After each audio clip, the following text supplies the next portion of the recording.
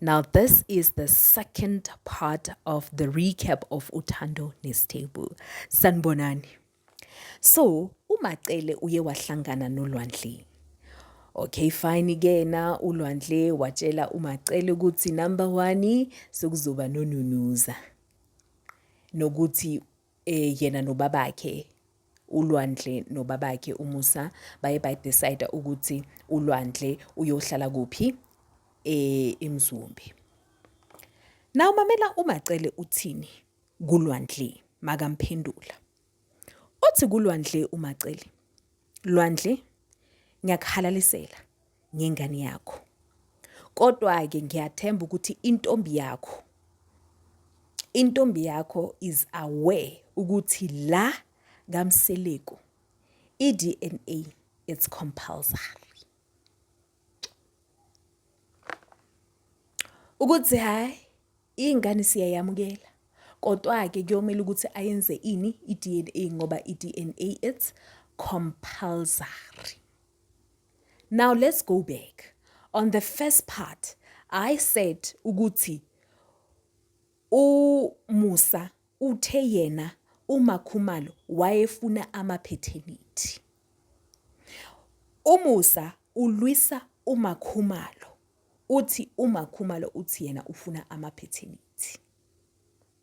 uMakhumalo uthi yena akaze akhulume ngani ngama-paternity. Umamkhulu uMacele utshela uLwandle ukuthi Lwandle la ekhaya i-paternity is compulsory. What does that tell you? It tells you ukuthi whether Thobile said it or never said it, fact of the matter is that ama-paternity or iDNA it's compulsory kaMseleku. That's what it means. Umthetho wakhona. Kodwa ke when it comes to uMakhwela, uMseleku usebenzise inkani yakhe wasebenzisa nje nobudoda bakhe. So kusho ukuthi le ndaba ye-paternity ye-DNA vele ikhona kaMseleku. That's what it means. Hayi ke wavuma uLwandle wathi yena hayi akanankinga uzotshela umamase. Mina ngithi hayi uLwandle simfisela okuhle kuphela ukuthi hayi izinto zakhe zihambe kahle. Siyaqhubeka. Uma Macele uthi kuLwandle, Lwandle angeke uyohlala eMzumbe uyaphupha wena nobabakho. Kuzoya uSne eMzumbe. Bese uLwandle uthi mina ngeke ngikhona ukuhlala nobani noSne. Athi hayi wena awuyi eMzumbe. Manje kena okay it's confirmed ushilo naye uMacele uthi yena bekafuna ukuthi isisu sakaSne masisicala siba sikhulu kumele ukuthi uSne aye kuphi eMzumbe. So manje ngiyayibuza ukuthi why uMakhumalo athi uLwandle angayohlala eMzumbe kuyohlala ubani uSne?